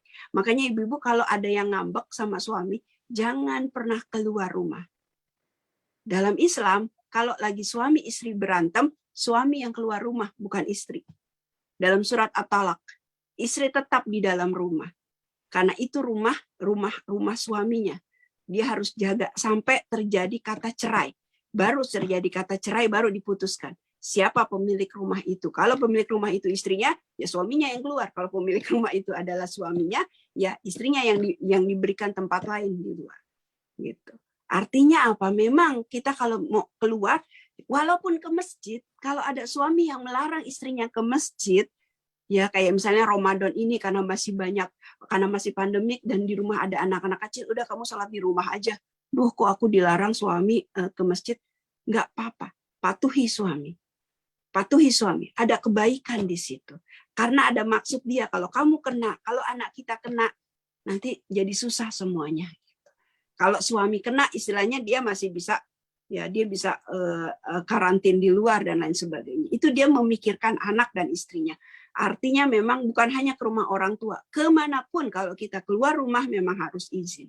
Tapi kalau suami sudah berkata, ya kalau kamu mau pergi kemanapun selama itu kebaikan nggak apa-apa, nggak usah minta izin. Jadi nggak repot, bentar-bentar. Kayak saya, aku mau ke sini boleh nggak? Selama itu untuk kebaikan, kalau suami saya bilang silakan berangkat. Jadi saya akan selalu berjalan di jalan kebaikan dan itu nggak perlu izin lagi karena saya tahu suami saya pasti sudah mengizinkan. Tapi kalau ada suami bilang kemanapun kamu pergi harus izin, walaupun ke rumah tetangga istilahnya, minta garam ke rumah tetangga itu izin. Mau ke rumah tetangga sebentar mau minta garam. Gitu. Ya, emang kalau secara akal sehat kita untuk zaman wanita zaman sekarang kayaknya aduh itu nggak adil. Itu nggak adil. Tapi kita jangan melihat dari situ. Kita melihat dari sisi yang lain tentang surga dan nerakanya kita. Ya, surga nerakanya kita karena kalau kita dosa suami ikut kena. Ya, suami ikut kena. Tapi bagaimana Ustadz kalau suami bisa pergi ngelayat ke rumah orang tuanya sementara istri nggak boleh ngelayat ke rumah orang tuanya? Kan nggak adil kan? Oke, tadi saya bilang, kalau suami yang baik, dia tidak akan pernah memutuskan silaturahmi anak dengan orang tuanya. Tidak akan. Kalau sampai suami, tadi saya bilang, kalau sampai ada suami yang mengatakan selamanya kamu nggak boleh ke rumah orang tuamu, saya bilang tadi, konsultasi sama Allah. Apakah pernikahan ini dilanjutkan atau tidak? Gitu. Terima kasih, Ustaz. Ya, artinya apa? Artinya kita sebagai istri, sebagai perempuan, kita juga dapat hak dari Allah. Gitu. Ya, dapat hak dari Allah untuk menentukan hidup kita. Kita punya hak hulu. Hulu itu artinya berpisah. Kalau memang, tapi ingat segala sesuatu harus dilandasi dengan istikharah. Menikah pakai istikharah. Nauzubillah. Kalau harus bercerai pun dengan istikharah. Jadi jangan sembarangan dengan emosi bercerai. Kalau memang menurut Allah, ya ini dia udah nggak bagus lagi nih, dia udah semena-mena, udah melarang kamu berhubungan, silahkan konsultasi dengan Allah. Kalau Allah bilang kamu masih jodoh, pasti suaminya akan dirubah. Suaminya pasti akan meralat, ya udah pokoknya kamu kalau ke orang tua nggak usah izin deh. Nah itu kan bisa, ya kita konsultasikan pada Allah seperti itu. Tapi kalau dari sisi mengkritisi hukum Islam yang ini, saya rasa dalam kita bisa melihat dari sisi yang lain sehingga kita mengatakan Allah itu maha adil. Insya Allah. Ya, ada lagi satu lagi Ustadz, ya ini karena anak saya perempuan ya, jadi saya terlalu overprotected ya. Jadi kan ya maksudnya ya anak saya kan lagi pacaran ya, biasa ya orang pacaran di sini ya, oh, tentunya ya secara Islam ya kebetulan. Nah waktu saya belum berumah tangga, mau berumah tangga dengan suami saya, atau setiap siapa saja anak dari papa saya, ibu saya mau berumah tangga, papa dan ibu saya bilang, my daughter is not your maid. Anak perempuanku bukan pembantumu ya, walaupun dia jadi istrimu. Jadi perlakukan dia seperti istrimu, bukan tukang masakmu. Kalau lu mau masak, dia kalau mau masak, tapi jangan dipaksa dia untuk masak di dapur. Karena saya sekolahkan tinggi-tinggi untuk mencari ilmu supaya dia pintar, supaya bisa mencari uang, supaya dia bisa membahagiakan keluarganya juga, yaitu anak-anaknya. Nah, apakah saya bisa bilang sama nanti calon mantu saya? Kebetulan saya juga sudah pernah bilang sama teman anak saya, my daughter is not your maid. When you become her husband, treat her well, like the queen of the house. Saya bilang gitu. Perlakukan anak saya seperti ratu di rumahnya, bukan pembantumu untuk kamu suruh-suruh masak, suruh begini, suruh begitu, punya anak banyak, terus kamu suruh juga dia bekerja. Saya tidak mau begitu, saya bilang. Walaupun apa yang kamu bilang di dalam Islam itu mungkin ada yang benarnya, tapi secara manusiawinya juga ada yang tidak benarnya menurut saya. Bagaimana? Apakah dosa itu? Karena bukan kadang-kadang kan bukan begini Ustadz ya, kadang-kadang ya oke, I follow the Islamic religion, the Quran ya kan, saya ikutkan menurut Quran, menurut Islam ya, suami istri itu harus menuruti kemauan suami, punya anak 5, 10, 11, sementara mereka tidak mampu menafkahi keluarganya. Setelah itu anak istrinya banting tulang kerja, jaga anak, masak, begini begitu. Kan seperti babu jadinya kan. Nah, jadi makanya saya Ibu maaf, Ibu dapat hukum dari mana kalau Islam itu perempuan harus masak, nyuci, punya anak banyak, dari mana ya Ibu? Banyak yang saya lihat di sini Ustadz. Banyak yang saya lihat di sini. Ya, Ibu ya, lihat banyak yang saya lihat di sini ya, di US ya. Saya lihat memang bukan dari saya lihat mereka itu memperlakukan istrinya seperti pembantu. Jadi saya itu manusianya bukan syariatnya.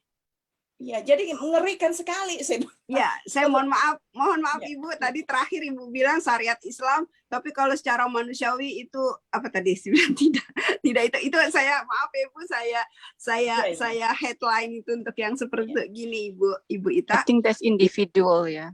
Ya, itu adalah manusia dalam melihat atau menelaah dan itu berhubungan dengan adat istiadat. Ibu mau tahu dalam hukum Islam apa? Dalam hukum Islam, syariat Islam, kalau Ibu mau dalam syariat Islam, dalam buku fikih manapun, yang memasak, mencuci, semua itu adalah suami. Istri hanya melayani suami. Itu syariat Islam. Itulah yang saya pikir Ustadz. Tapi Sekali lagi, ya. mohon maaf. Tadi soalnya bilang syariat Islamnya nggak sesuai dengan kemanusiaan. Tidak, itu manusianya. Kita pisahkan antara manusia dengan syariatnya. Syariat Islam yang benar, wanita itu hanya melayani suami. Belum selesai saya bicara. Syariat yang benar, wanita hanya melayani suami. Kalau suami tidak mampu untuk memberikan istrinya, pembantu, seperti tadi Aisyah, Fatimah, Ali tidak mampu memberikan Fatimah pembantu, makanya Fatimah mengadu kepada Rasulullah. Karena apa? Karena Ali sudah istilahnya melanggar syariat. Makanya Fatimah mengadu kepada Rasulullah. Tapi Rasulullah tahu Ali tidak sanggup, tidak punya uang untuk membelikan budak bagi Fatimah. Makanya Rasulullah memberikan tadi wirid tadi. Supaya untuk apa? Untuk memberikan kekuatan dan dibantu sama Allah dengan kekuatan zikirnya itu. Ya. Di sini kalau kita lihat ya, memang dalam syariat dalam buku syariat manapun yang berkewajiban untuk inikan rumah ya adalah suami, betul. Tapi kan kita berumah tangga itu adalah sepasang suami dan istri saling sayang, saling cinta, dan karena saling cinta, saling membantu. Bukan berarti suami kita pulang kantor capek-capek, itu ayo pulang kantor capek-capek masak, istrinya gitu ya. Menyuci, Mas, nyuci. Ya, anggaplah suaminya saya panggil Mas gitu. Mas nyuci, masak. Ayo istriku makan. Udah habis makan, istrinya tidur, masuk ke kamar, ya ngerjain tugas, suaminya cuci piring. Habis cuci piring, terus suaminya itu ngepel, vacuum, dan segalanya kerjaan rumah. Istrinya dia leha-leha karena dia ratu. Mas, aku mau belanja tas. Oh, ini uang, ini. Kan nggak gitu. Kita kan yang namanya rumah tangga saling sama. Ketika saling membantu, suaminya ada di rumah, ya istrinya juga gitu. Dalam arti kata, memang dalam syariat tidak ada kewajiban istri masak, nyuci, dan segalanya. Nggak ada kewajiban istri untuk masak, semuanya nggak ada. Tapi kenapa kita sebagai perempuan mau masak, mau ngurus anak? Kenapa? Karena kita sayang sama suami kita, dan suami kita juga sayang sama kita. Ini kalau pernikahannya Islami ya, kalau pernikahannya Islami yang sesuai syariat. Karena sayang, jadi dikerjakan bareng-bareng. Suaminya nyapu, istrinya cuci piring, suaminya nyuci baju, istrinya neriska, suaminya istrinya ngurus anak, istrinya ini. Ya contoh, misal ya, saya harus ada kegiatan ya. Kalau sekarang kan ini ya Zoom ya. Saya harus pergi ke sini. Ya, yang ngurusin anak-anak di rumah suami saya. Dia pulang ini. Kalau saya memang harus keluar, waktu saya di Indonesia, saya harus keluar negeri, saya harus keluar kota sampai berhari-hari. Ya, anak-anak di rumah sama siapa? Sama suami. Suami yang nganterin sekolah, suami yang masak, suami itu semua dia. Tapi giliran nanti terbalik, ketika giliran suami saya yang ada tugas keluar, ya saya di rumah. Saya yang begini, meskipun saya masih harus mengajar, tetap harus masak sama ini.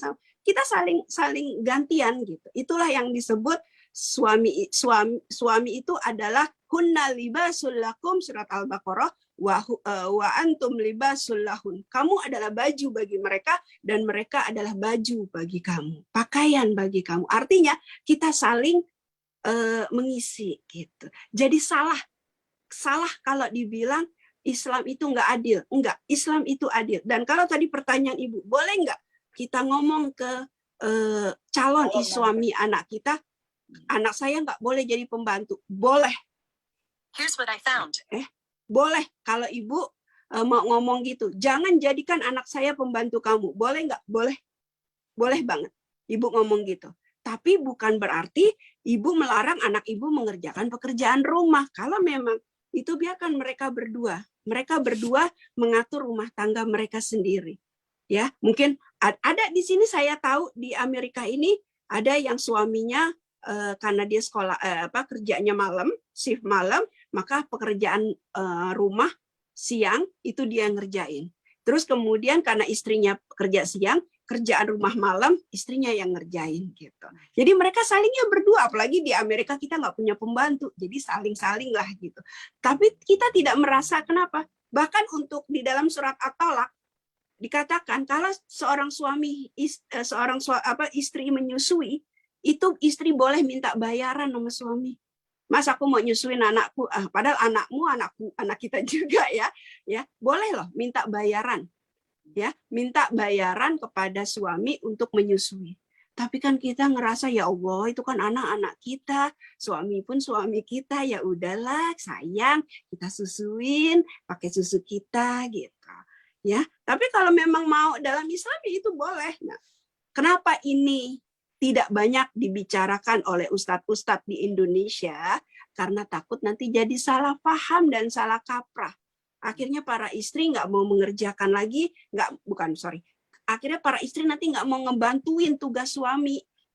Suaminya udah kerja, cari uang, ya istrinya mungkin nggak kerja. Mungkin istrinya ada yang nggak kerja, kan di Indonesia ada istri yang nggak kerja. Udah nggak kerja, di rumah aja nggak ngapa-ngapain, tapi pulang suaminya masih nyuci, masih masak, masih nyapu, dan sebagainya. Iya kalau suaminya bisa carikan pembantu, tapi kalau suaminya nggak bisa carikan pembantu, bagaimana gitu. Jadi insya Allah Bu, syariat Islam tuh dalam buku fikih, kalau ada yang nanya, ibu-ibu mau nanya, Ibu Dede dalilnya dari mana?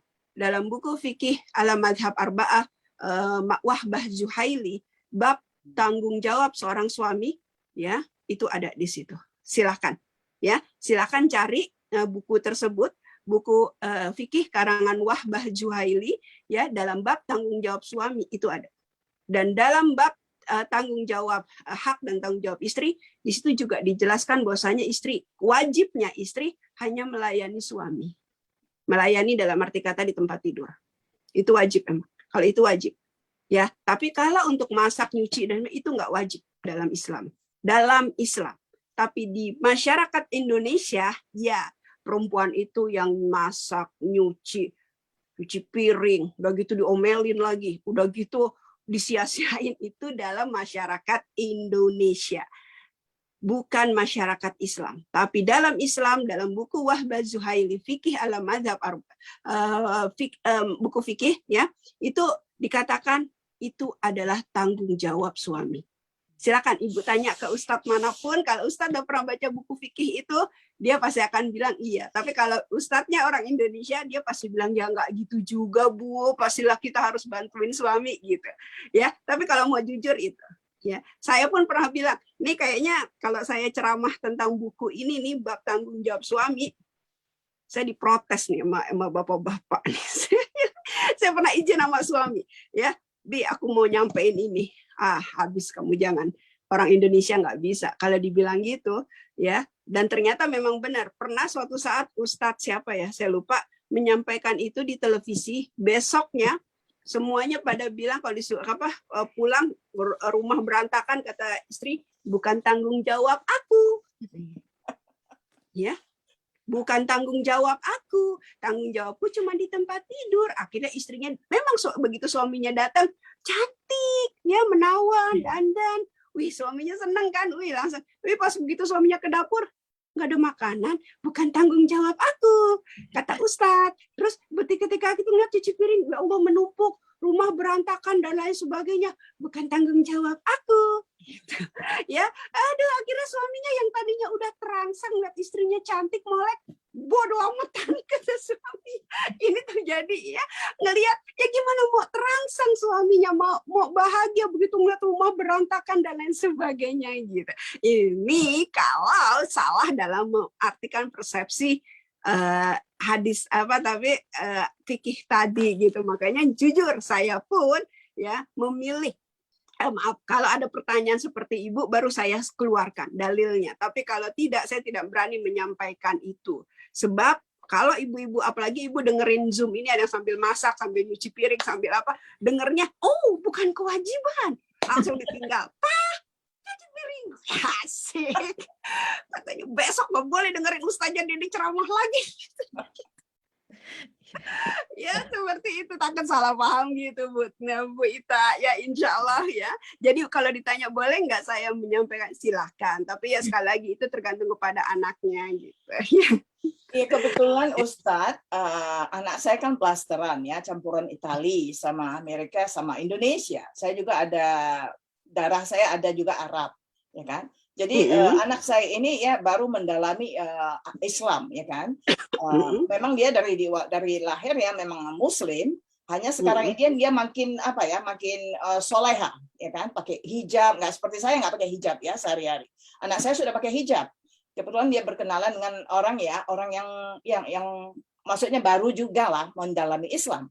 Nah sekarang ini banyak orang-orang di sini ya di US ya, Islamnya itu berasal dari kebudayaan-kebudayaan lain. Nah kebudayaan mereka itu dibawanya ke Islam, Anda diajari ke orang lain gitu. Seperti diajar ke anak saya bilang, no, I don't want you to be like that. Ya, you don't be silly. Gue bilang. Saya bilang gini, jangan be silly. You are yourself. Gue bilang, jangan karena nanti kamu mau berumah tangga dengan seseorang, kamu diperbudak-budak. Saya bilang. I don't think so in Islam like that. Saya bilang begitu sama dia. Makanya saya menanyakan sama Ustadz supaya saya ingin melindungi anak saya. Bukan karena ya kan, saya dulu soleha loh sama suami saya, nggak boleh ke sini, nggak boleh ke sana, nggak boleh. Saya tetap mengikuti ya ajaran Al-Quran. Tapi karena ini anak saya satu-satunya, I do not want you to be the slave of any man. Nah, saya bilang begitu. Saya nggak mau kamu anak saya satu-satunya menjadi ya pembantu di rumah ya diperbudak sama laki-laki walaupun karena kamu cinta sama mereka. Iya. Tapi they have to treat you like a queen. Ibu Ita. Iya Ibu Ita, terima kasih banyak atas pertanyaannya dan juga Ustazah Dede. Kita jadi belajar banyak sekali ini, bukan hanya dari kisah mengenai 4 wanita hebat, juga tentang bagaimana seharusnya istri. Saya setuju sekali tadi Ustazah untuk yang suami istri memang harus selalu saling membantu ya di rumah tangga, budaya apapun, mau itu sama-sama orang Indonesia ataupun mungkin juga dari budaya lain, yang penting dalam Islam adalah saling membantu. Baik, kita mohon maaf sekali untuk ibu-ibu sekalian, waktunya sudah kita sudah melebihi waktu. Jadi alhamdulillah acara akan kita tutup hari ini. Kami ingin mengucapkan terima kasih, jazakallah khair Ustazah Dede Agustina, dan juga jazakumullah khairan kepada seluruh hadirin ibu-ibu yang telah berpartisipasi dalam kegiatan kali ini. Ada juga beberapa yang tulis komen di chat, terima kasih Ibu komennya. Dan akhir kata, saya Kiki selaku moderator undur diri, mohon maaf lahir batin apabila ada kesalahan. Subhanaka Allahumma wa bihamdika astaghfiruka wa atubu ilaik. Terima kasih banyak ibu-ibu, Ustazah Dede juga, semoga selalu sehat dan bisa ketemu lagi di acara selanjutnya. Amin, insya Allah. Oke. Ya. Baik, Assalamualaikum warahmatullahi wabarakatuh. Saya izin. Ya, Terima kasih Ustazah, Masya Allah. Sama-sama.